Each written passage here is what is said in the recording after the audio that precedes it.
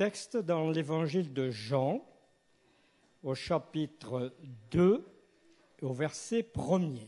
Jean, chapitre 2, verset 1er.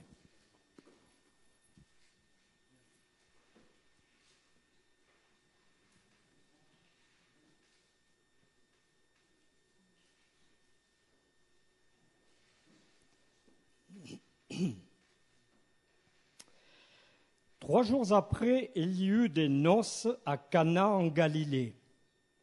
La mère de Jésus était là et Jésus fut aussi invité aux noces avec ses disciples. Le vin ayant manqué, la mère de Jésus lui dit « Ils n'ont plus de vin ».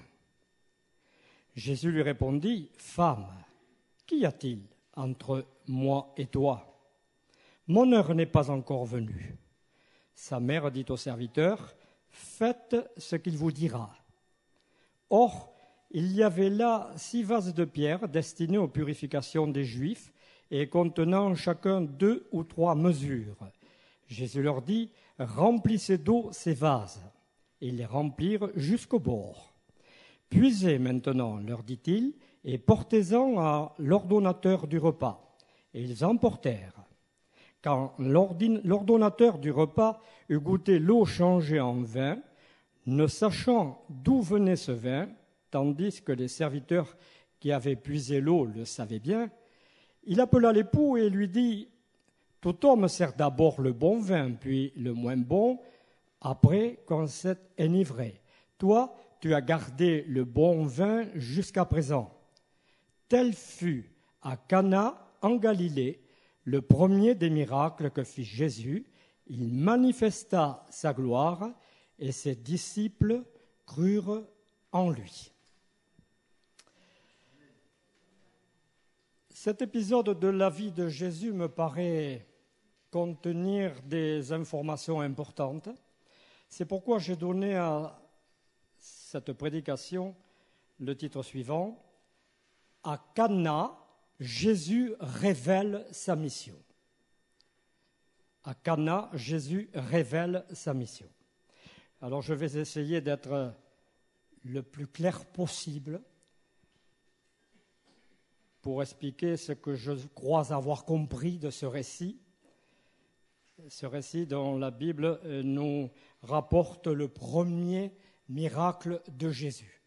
Je ne doute pas un instant que quelques-uns parmi vous ont déjà compris ce que ce passage veut dire. C'est donc pas à vous que je m'adresse, pardonnez-moi, mais je m'adresserai à ceux qui peut-être n'avaient pas compris jusque-là, comme moi-même j'ai mis du temps à le comprendre. Nous sommes dans une fête de mariage, une fête qui regroupait beaucoup de monde, c'était la coutume, ça durait longtemps et il y avait beaucoup de monde. Jésus est là, il a été invité. S'il est invité, j'imagine que c'est parce que soit il était connu familialement, je ne sais, est-ce qu'il y avait une relation familiale? Est-ce que c'était simplement une relation professionnelle? Est-ce qu'il avait refait le toit du marié? Je ne sais pas, pourquoi pas? Il faut dire que Cana n'était qu'à 6 kilomètres de Nazareth, donc possible qu'ils se connaissaient entre eux. On connaît certainement le charpentier de Nazareth. L'hospitalité est de mise, alors on invite facilement. On a invité Jésus et puis on a aussi invité ses amis qui étaient venus avec lui. 5 hommes sont là avec Jésus. Oh, il n'y a pas longtemps qu'il les connaît. Il n'y a pas longtemps qu'ils suivent Jésus. Quelques petits jours, pas beaucoup en tout cas. Et c'était des disciples pour le moment, des hommes qui ont, au moins pour 2 d'entre eux, on sait qu'ils ont entendu de la part de Jean-Baptiste dire « Tiens, voici, lui c'est l'agneau de Dieu qui ôte le péché du monde ». Et ça a suffi pour qu'ils suivent Jésus. Et on les retrouve donc dans cette cérémonie, et parmi eux, il y a Pierre.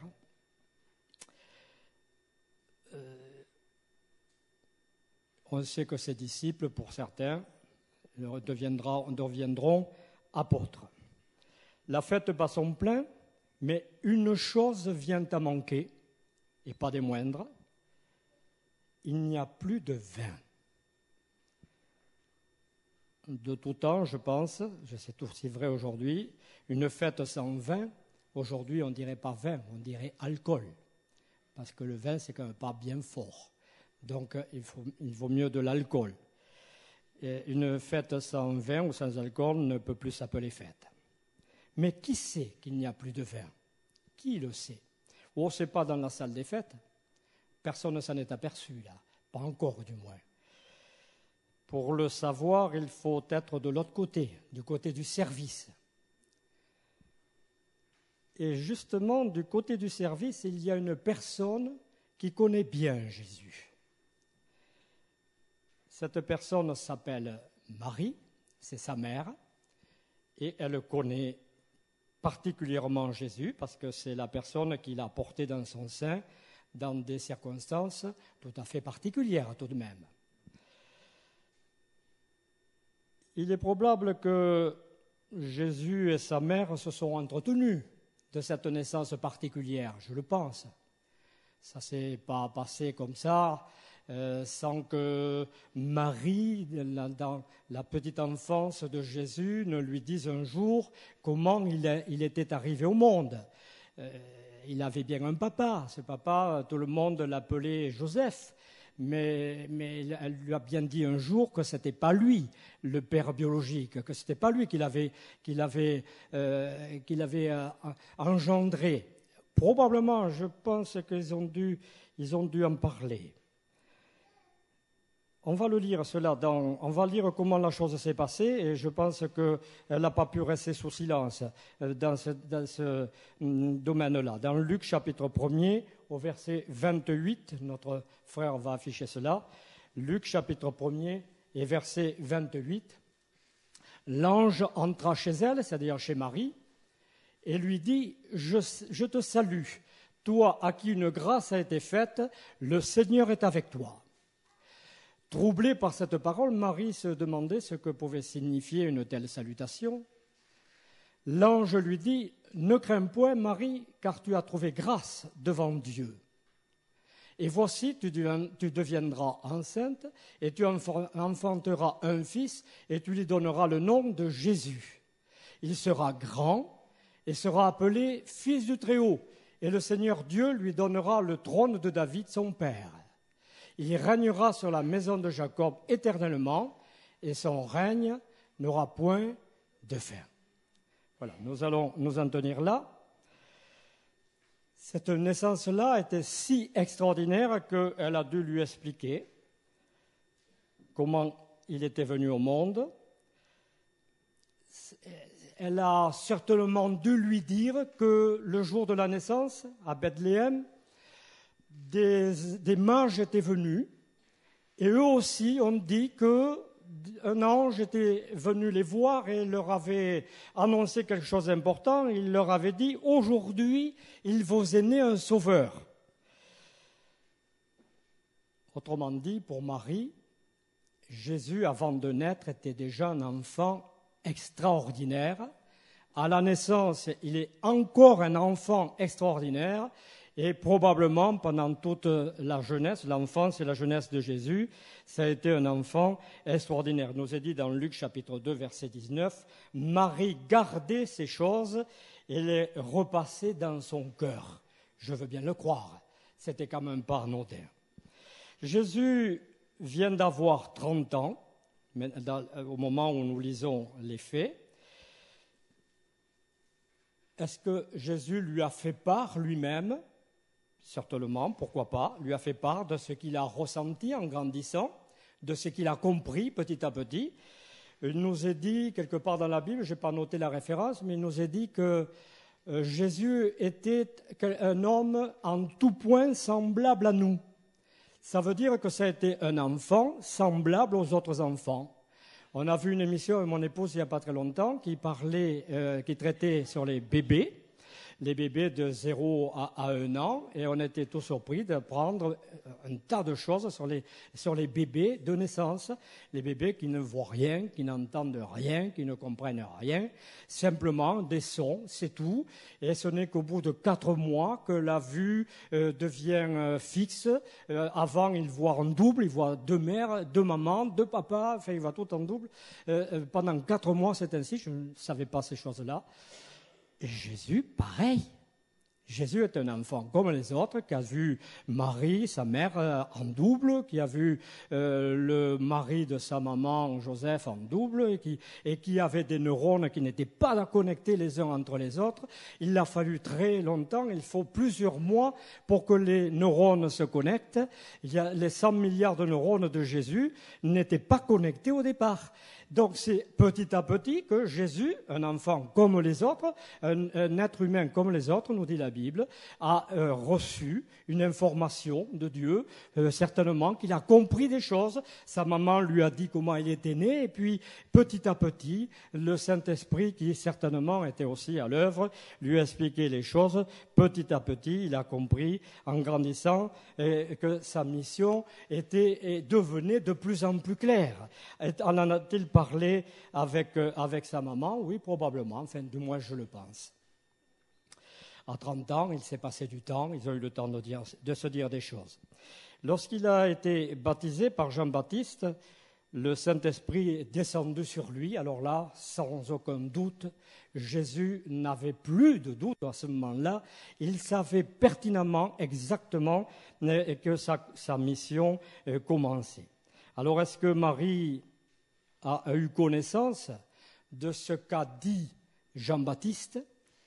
Peut-être que oui. Après tout, les deux des disciples qui étaient présents à la noce ont entendu Jean-Baptiste le dire « Voici l'agneau de Dieu qui ôte le péché du monde ». Est-ce que Marie savait cela? Possible. Est-ce que Jésus lui a parlé de ces 40 jours de jeûne? Pourquoi pas? J'en sais rien, mais peut-être pas là. Peut-être que là, ça lui était déjà beaucoup plus personnel. En tout cas, il sortait de ces 40 jours de jeûne dans le désert. En tout cas, que c'est-elle vraiment? Moi, j'ai mis un point d'interrogation, parce que je ne le sais pas. Elle savait des choses, mais pas tout. En tout cas, avec ce qu'elle sait, elle sait que c'est un enfant extraordinaire qui va faire des choses extraordinaires. L'ange lui a quand même dit des choses fortes. Il lui a quand même dit, il sera grand, il remplacera le roi David son père, enfin, etc. Ça sera quelqu'un d'important. Elle le sait ça, par contre. Et en fonction de ce qu'elle sait, elle pense que le moment est venu pour Jésus, pour son fils, de enfin déclarer qui il est.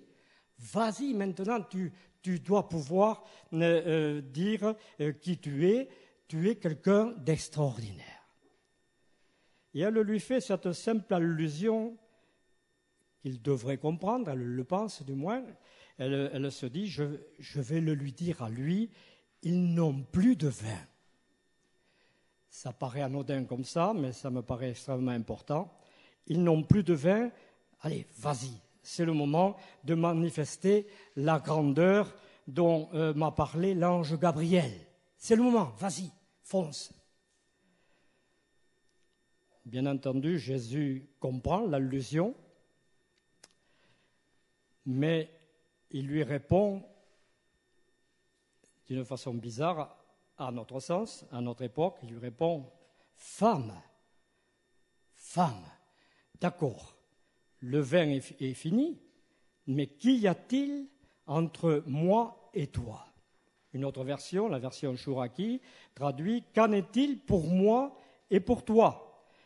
La version de Semeur dit « Est-ce toi ou moi que cette affaire concerne ?» Et une autre traduction dit, est encore plus claire, et dit « Est-ce à toi de me dire ce que je dois faire ?»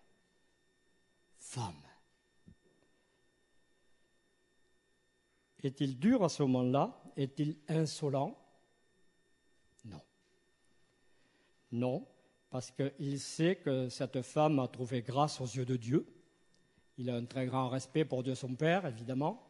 Donc, il a un très grand respect pour les gens que Dieu respecte. Et Dieu a du respect pour Marie, donc lui en a aussi. Il sait que cette femme lui a donné la vie de Dieu homme. Parce que maintenant, il sait, s'il ne le savait pas quand il était tout enfant, il l'a appris petit à petit et il le sait aujourd'hui. Il sait que cette femme lui a donné la vie de Dieu homme. Et en plus, en araméen, puisque Jésus parle l'araméen, c'est un terme respectueux. Contrairement à ce que nous dirions, si j'avais appelé ma maman comme ça, je crois que je me serais fait appeler Jules. Je crois. Mais je me serais fait reprendre. Mais pour Jésus, ce n'était pas le cas. C'était à ce moment-là un terme respectueux. Et je pense que pour s'en convaincre, il faut aller 3 ans plus tard et se retrouver là au pied de la croix et entendre Jésus s'adresser à sa mère alors qu'il est à quelques minutes de mourir, de perdre la vie. Il a un sacré respect pour, à ce moment-là, dans sa souffrance, s'adresser à celle qui a été sa mère et de lui dire « femme ». Vous croyez que ce n'est pas un moment particulier, un moment d'amour s'il en est, là où Jésus est en train d'aimer l'humanité tout entière, et particulièrement forcément sa mère, et il lui redit à ce moment-là « femme », parlant de Jean, « voilà ton fils ». Donc je crois que le mot « femme » ne doit pas nous choquer, c'est complètement dans l'ordre des choses, c'est même respectueux. Mais ce jour-là, ce jour de mariage, Jésus est en train de lui dire « à toi, femme », puisque tu as porté dans ton sein, ta mission, à toi, elle est accomplie. C'est fini pour toi. Pour moi, c'est aujourd'hui que ça commence. Je ne sais pas comment il le lui a dit. En tout cas, il lui a dit, qu'y a-t-il de commun entre moi et toi? Autrement dit, qu'y a-t-il entre ta mission, entre tes pensées et les miennes, qu'y a-t-il de commun? Entre ta mission et la mienne, qu'y a-t-il de commun? Entre le plan qui t'a été confié et celui qui m'a été confié à moi, qu'y a-t-il de commun? Et il ajoute, moi je sais que mon heure n'est pas encore venue. Toi tu dis, vas-y, dis-leur que tu es quelqu'un d'important, dis-leur que tu es quelqu'un de grand. Lui, il lui répond, non, mon heure à moi, elle n'est pas encore venue. Toi, ta mission a été accomplie en me donnant la vie. La mienne, elle le sera le jour où je l'aurai donnée, cette vie, sur la croix. Je ne trouve pas de hasard dans ce premier miracle qui révèle Jésus, ce premier miracle qui nous parle de vin. Et nous allons parler de vin pendant quelques minutes maintenant. Ce premier miracle qui révèle Jésus et quelle est sa véritable mission sur la terre, c'est le titre que j'ai donné à ce message. Dans ce premier miracle qui concerne du vin, parce que dans toute la Bible, le vin est beaucoup représenté. Il est souvent parlé de vigne, souvent parlé de vin. Et lorsque nous lisons dans Jean chapitre 15, verset 1er, Jésus dit « Je suis le cep ». Alors ça, c'est dans la traduction Louis II, la Bible que nous utilisons majoritairement. La version Louis II dit « Je suis le cep ». Mais pas mal d'autres versions, j'en ai trouvé plusieurs autres, dans Français courant, la Parole de vie, la Bible Chouraki et bien d'autres encore, traduisent différemment et disent « Je suis la vraie vigne ». Voilà comment c'est souvent traduit. Jésus dit « Je suis la vraie vigne et mon Père en est le vigneron. Je suis la vraie vigne ». Ésaïe fait référence à la vigne du Seigneur au chapitre 5, mais d'autres passages également.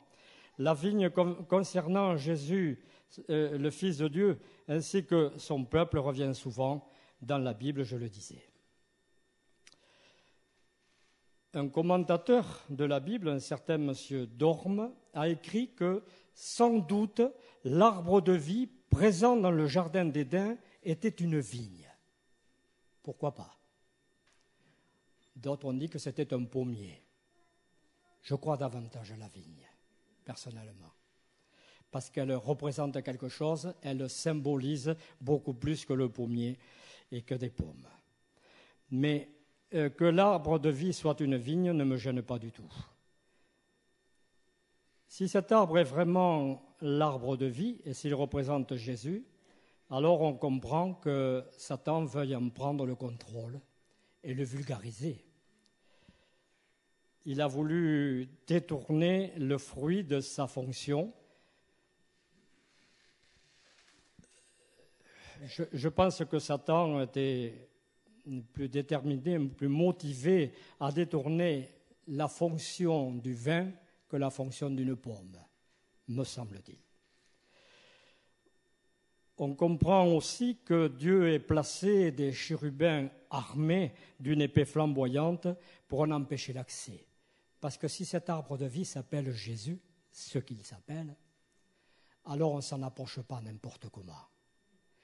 Et il n'est plus question, lorsqu'on s'appelle le diable, et même plus Adam ni Ève, les premiers humains, il n'est plus question de s'approcher de cet arbre-là impunément, facilement. C'est Jésus, l'arbre de vie. Donc on comprend qu'il y ait là des chérubins qui en empêchent l'accès. On comprend également que cet arbre soit encore présent dans la Nouvelle Jérusalem, puisqu'il nous est dit que dans le ciel, dans la Nouvelle Jérusalem, l'arbre de vie sera présent. Bien sûr qu'il sera présent si c'est Jésus, puisque nous le retrouverons, lui, et qui a dit « Je boirai d'un nouveau vin avec vous dans le ciel ». Alors rassurez-vous, pour ceux qui aiment le bon vin, il y en aura aux noces de l'agneau.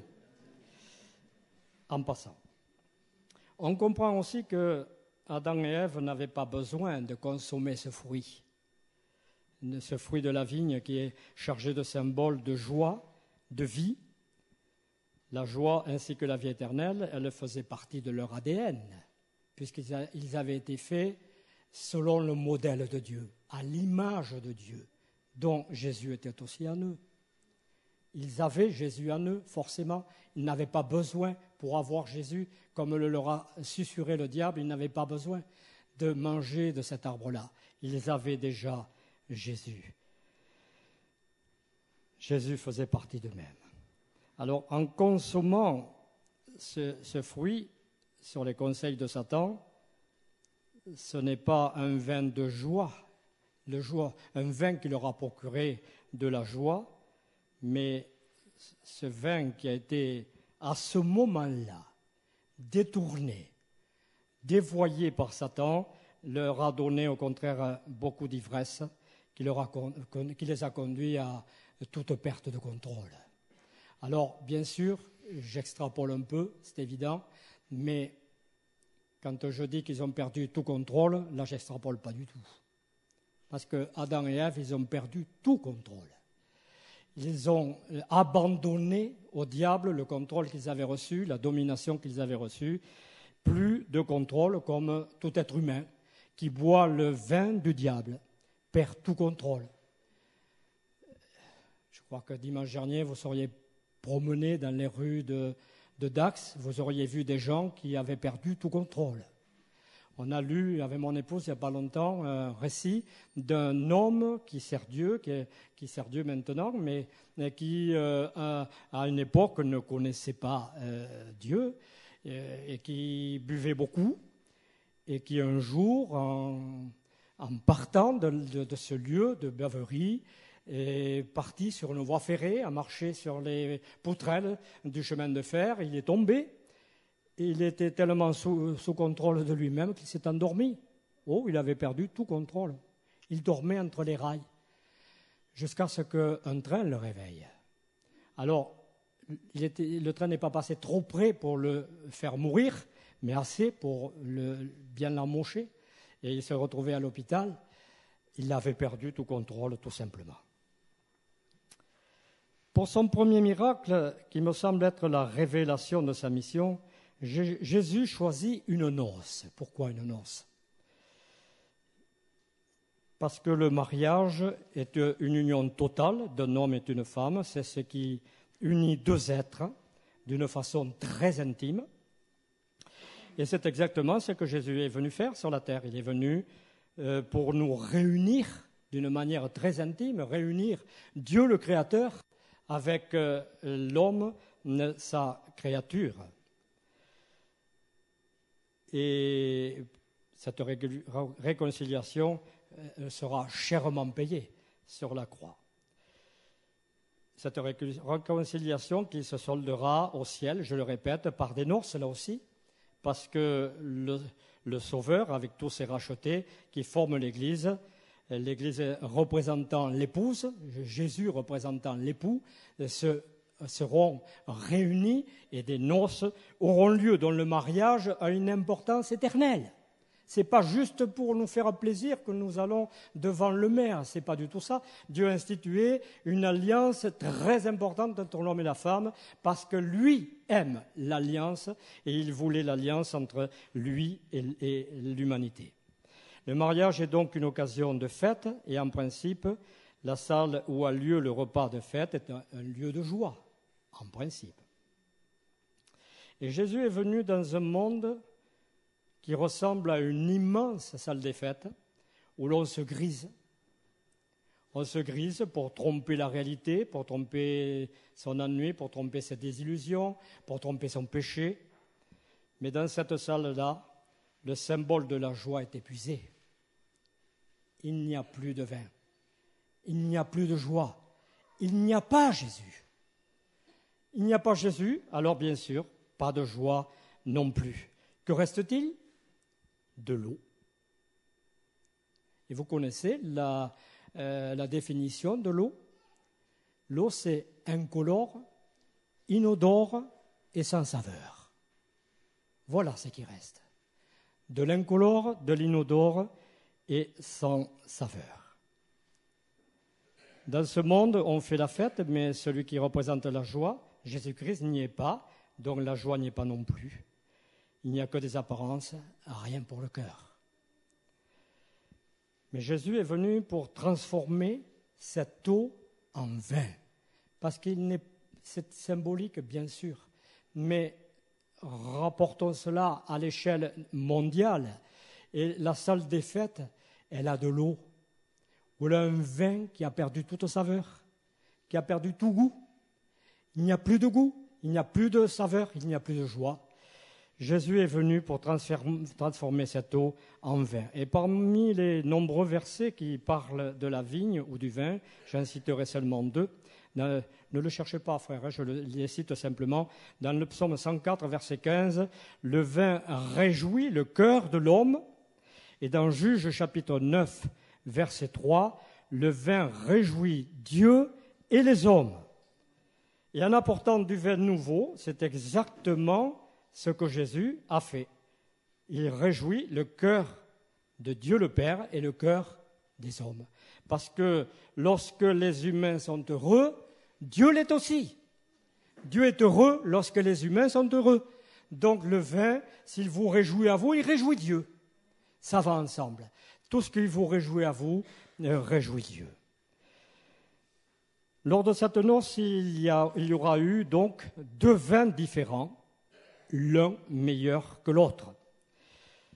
Et ces deux vins nous font penser aux deux alliances que Dieu a traitées avec les hommes, avec l'humanité. Lors de la première alliance, avant la venue de Jésus, celle que nous trouvons dans l'Ancien Testament. Tout l'Ancien Testament, c'est l'ancienne alliance, c'est la première alliance que Dieu a faite avec les hommes. Nous parle du pardon des péchés qui était obtenu par les sacrifices d'animaux. Lors de la deuxième alliance, qui est résumée dans l'ensemble du Nouveau Testament, lorsque Jésus est cloué sur la croix, c'est le sacrifice du Fils de Dieu qui, à ce moment-là, devient l'agneau de Dieu. Alors, dans la première alliance, dans l'ancienne alliance, ce sont les sacrifices répétés, et dans la deuxième alliance, c'est le sacrifice unique de Jésus. On peut donc penser que c'est cette deuxième alliance que Jésus annonce lors des noces, de ce repas de noces. Je le ressens comme cela, je vous le dis comme je le ressens. Son ministère n'a pas encore débuté, il ne commencera que 4 mois plus tard à Jérusalem, mais Jésus sait à ce moment-là qu'il débute sa mission, qu'il ne connaîtra son véritable dénouement que 3 ans plus tard, à Gethsémanée, puis sur le mont Golgotha, la croix du Calvaire. C'est pourquoi il répond à Marie, sa mère, « Mon heure n'est pas encore venue. » Pour elle, ça y est, il est devenu grand, et grand en taille, grand en âge, et forcément, ça correspond à ce que lui a dit l'ange Gabriel, il est devenu grand. Mais Jésus, lui, sait qu'il sera grand, mais 3 ans plus tard.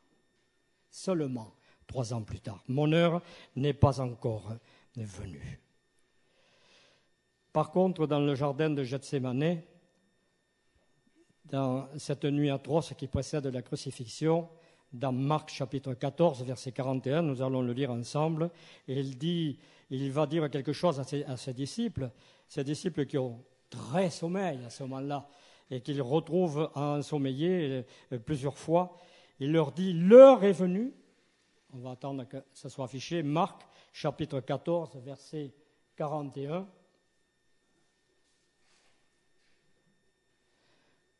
Verset 41, l'heure est venue, voici le Fils de l'homme est livré aux pécheurs, voici celui qui me livre s'approche.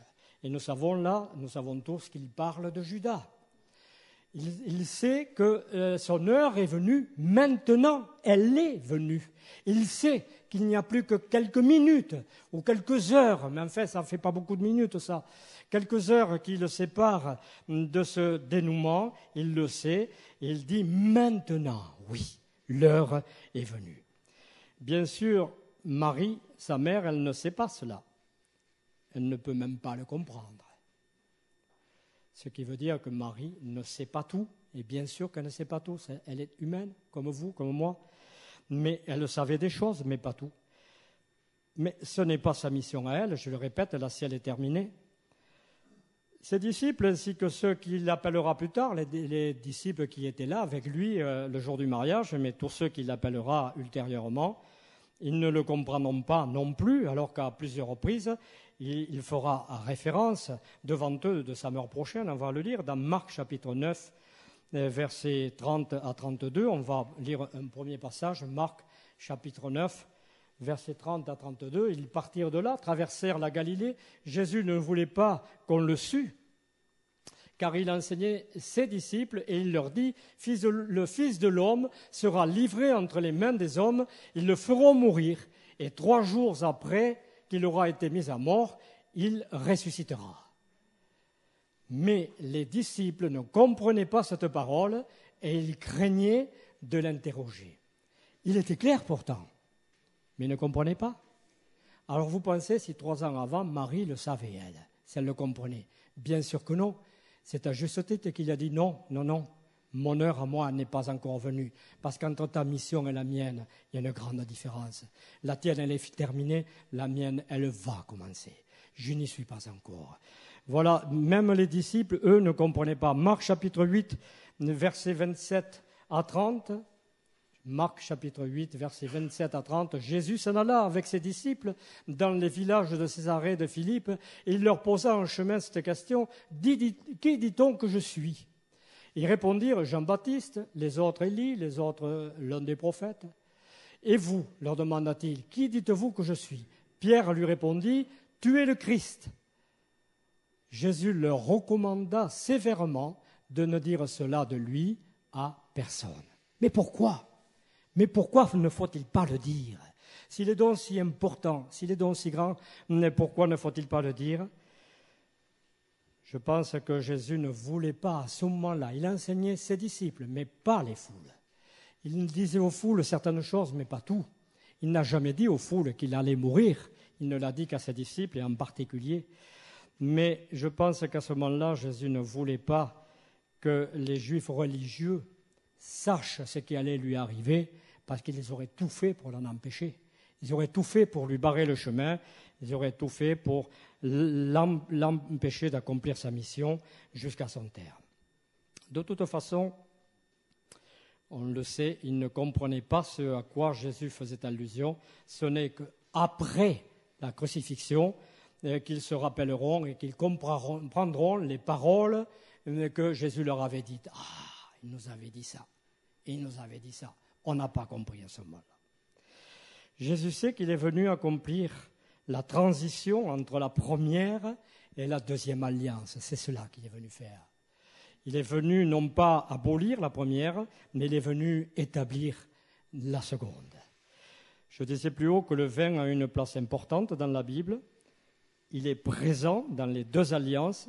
Dans la première alliance, dans l'Ancien Testament, on le trouve déjà. Je vous cite simplement la référence dans Deutéronome, chapitre 32, verset 14. Il est question du vin que Dieu a donné à boire à son peuple. Dieu appelle ce vin le sang du raisin. Dieu a lié les deux mots, sang et vin. Ils sont ensemble pour Dieu. Ça va ensemble, le sang du raisin.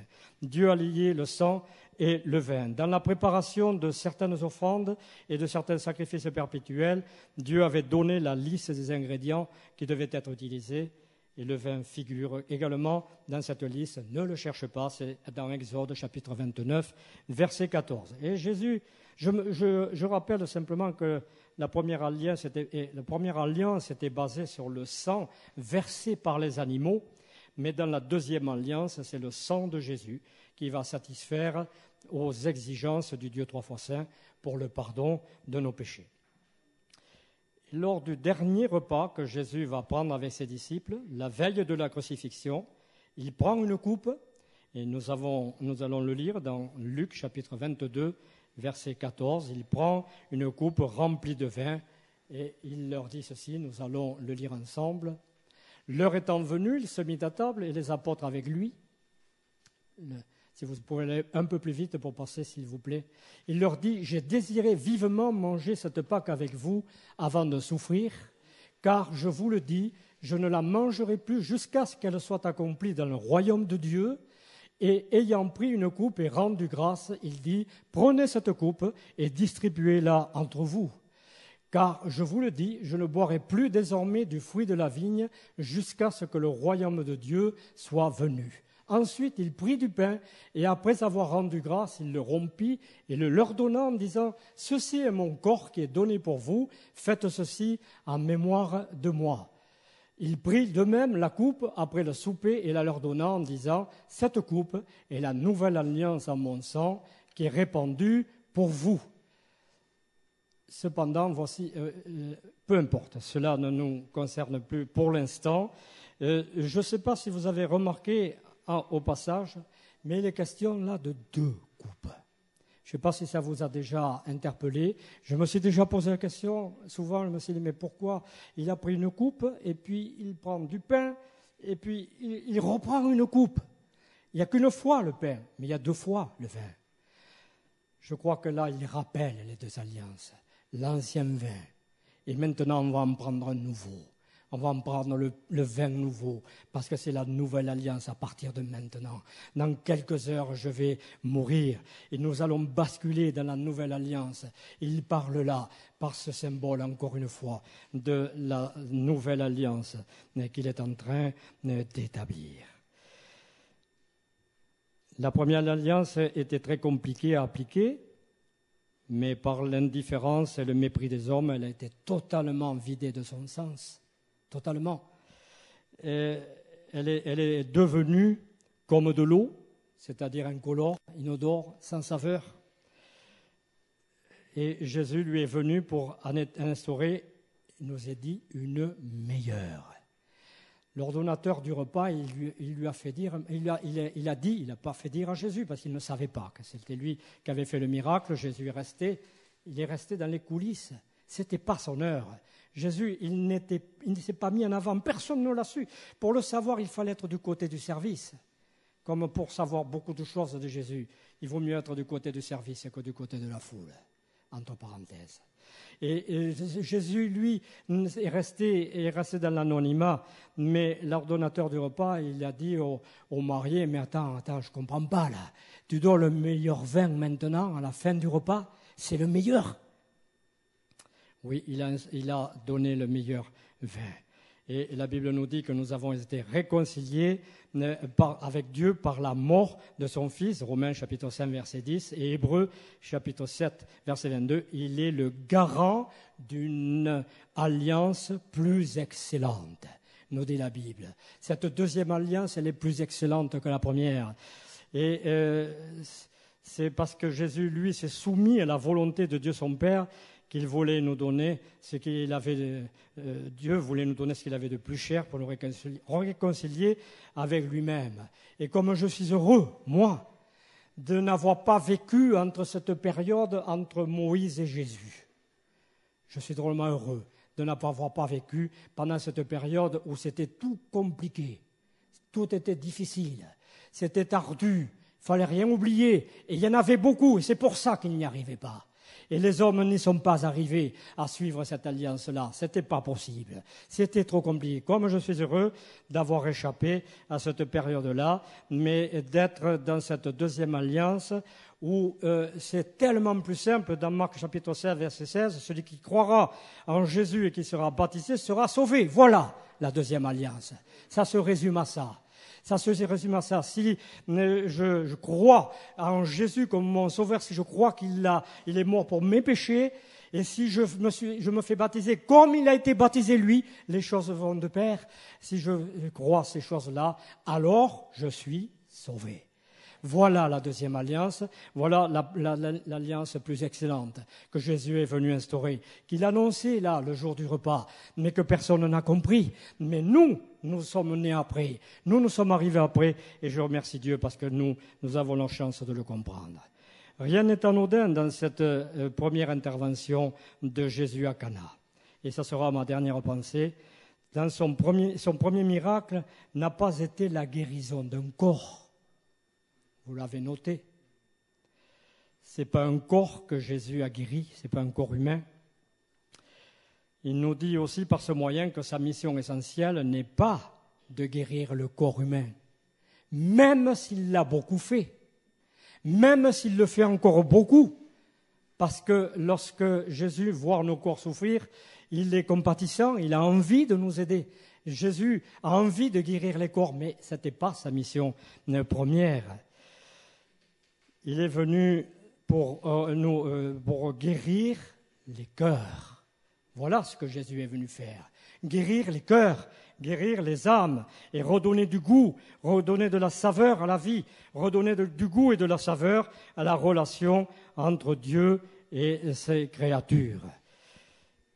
Il est venu sur terre ni pour être un faiseur de miracles, ni pour être un guérisseur. Ça n'était pas sa mission. Mais ce qui a été dit à Marie et aux mages et à Jean-Baptiste et à bien d'autres, il est venu en tant que sauveur. Son nom, Jésus, veut dire Dieu sauve. Dieu guérit, ça vient après. Mais il est venu pour dire Dieu sauve. J'ouvre juste une parenthèse. Pour ceux qui attendent de Jésus en premier lieu la guérison, il y en a. Et il y en a parmi vous. Et je n'entends qui raisonnent de cette manière-là et qui ont comme objectif que Jésus les guérisse en premier lieu. C'est ça leur démarche, c'est ça leur motivation. Je vous dirais que Dieu n'a jamais dit que les malades n'entreront pas dans le ciel. Il a juste dit que les pécheurs n'entreront pas dans le ciel. Mais les malades, alors rassurez-vous, vous ne rentrerez pas dans le ciel malade, parce que juste avant d'y rentrer, vous allez recevoir un corps glorieux. Vous serez guéris, parce que vous n'aurez plus le même corps. Vous allez recevoir une autre personne, un autre corps. Oh, ne vous inquiétez pas. Alors bien sûr que vous avez envie d'être guéri, moi aussi, évidemment. Mais d'abord, que le Seigneur guérisse mon âme, qu'il pardonne mes péchés. Je sais que je vais au ciel, que j'aurai la vie, que je sais que j'aurai été sauvé par Jésus. Et après, pour le reste, ça c'est l'essentiel, c'est le pardon de mes péchés. Pour le reste, pour tout le reste, alors que je sois assez lucide pour dire à Jésus que ta volonté soit faite. Fais comme bon te semble, Seigneur. Vous êtes malade où l'un de vos proches est malade, ça vous chagrine et c'est normal. Mais l'essentiel, c'est le pardon des péchés. La guérison, quelle qu'elle soit, sous quelle forme qu'elle soit, Seigneur, que ta volonté soit faite. Il le fera s'il semble que c'est bon, s'il semble que ça n'est pas essentiel. Il ne le fera pas. Il ne répond pas à toutes les prières de guérison. Mais peut-être que le Seigneur répondra, peut-être plus tard, peu importe. Seigneur, que ta volonté soit faite. En tout cas, guéris mon corps, mon âme, guéris mon cœur et que je te retrouve dans le ciel. Il est celui qui sauve d'abord, ensuite celui qui guérit. Et je referme la parenthèse. À Cana, il n'y a certainement pas grand monde qui a compris le vrai sens de son intervention. Mais il y a quand même des choses qui se sont passées, de grandes choses. La première, c'est que Marie a eu cette phrase extraordinaire. Marie a dit « Faites ce qu'il vous dira ». C'est autre chose, cela. Elle lui dit « Vas-y, révèle-toi ». Elle lui dit « Non, pas encore ». Et elle change de langage et elle dit là à tous ceux qui sont autour, elle leur dit « Faites ce qu'il vous dira ». Oh, ce n'est plus du tout la Marie, mère de Dieu, dont on nous parle aujourd'hui, qui est censée tout savoir, tout contrôler, tout diriger. Eh bien non. Elle n'a pas dirigé la vie de Jésus, son fils. Elle n'a même pas su qu'il allait mourir 3 ans plus tard. Elle ne le savait pas. Si elle avait été mère de Dieu, elle l'aurait su. Mère de Dieu en tant que Jésus, fils de Dieu, je veux bien. Mais c'était quand même une femme humaine qui a une mission humaine. Et ça s'est arrêté là. Donc elle est comme vous et moi. Et maintenant, j'espère qu'elle nous attend et que nous rentrerons ensemble dans le ciel. Mais Marie ne savait pas tout. Et comme les autres ne savaient pas tout, en tout cas, elle savait une chose et qu'elle leur a dit « Faites ce qu'il vous dira ». Oh, quel premier miracle déjà. Deuxième chose qui s'est passée, c'est que Jésus a commencé à être glorifié. Formidable. C'est là que Jésus a commencé à être glorifié. Troisième chose, ses disciples ont cru en lui. Il y en a au moins 5 déjà qui croyaient en lui. Déjà 5. C'était pas si mal. Et sa maman aussi, j'espère. Et d'autres, bien d'autres, les ont rejoints. Et beaucoup d'autres nous ont rejoints aujourd'hui encore. Alors, mes frères et sœurs, chers amis, nous venons de parler de Jésus. Jésus, c'est mon sauveur, le mien. J'espère que c'est aussi le vôtre. Jésus, c'est mon Seigneur, le mien. J'espère que c'est aussi le vôtre. Jésus, c'est cette personne extraordinaire dont Dieu a fait dire à Marie par l'ange Gabriel, « Il sera grand ». Rappelons-nous de cela. Il sera grand. Il a été grand sur la croix. Mais il est grand parce qu'il est au ciel et parce qu'il peut tout et il nous attend. Merci Seigneur. Merci Seigneur de nous éclairer dans ta parole pour des choses qui nous sont peut-être parfois confuses. Merci de nous ouvrir l'esprit, de nous donner l'intelligence spirituelle pour comprendre les Écritures. C'est ce que tu as fait avec tes disciples. Je te prie Seigneur de le faire avec tes enfants ici présents. Je n'ai pas tout su leur expliquer, c'est évident. Mais je te demande maintenant de prendre le relais. Seigneur, s'il te plaît, explique-leur ce que je n'ai pas su faire. Donne-leur la signification de ce que je n'ai pas su expliquer. Et qu'ils puissent tous repartir, tous, sans exception, en te glorifiant, en passant cette porte, que chacun des cœurs qui sont là puisse te glorifier. C'est là mon seul désir. Je le fais maintenant pour ma part. Je te glorifie, Jésus. Je te rends grâce, Jésus. Je te dis merci, Jésus, pour mes frères, pour mes sœurs et pour moi-même. Amen.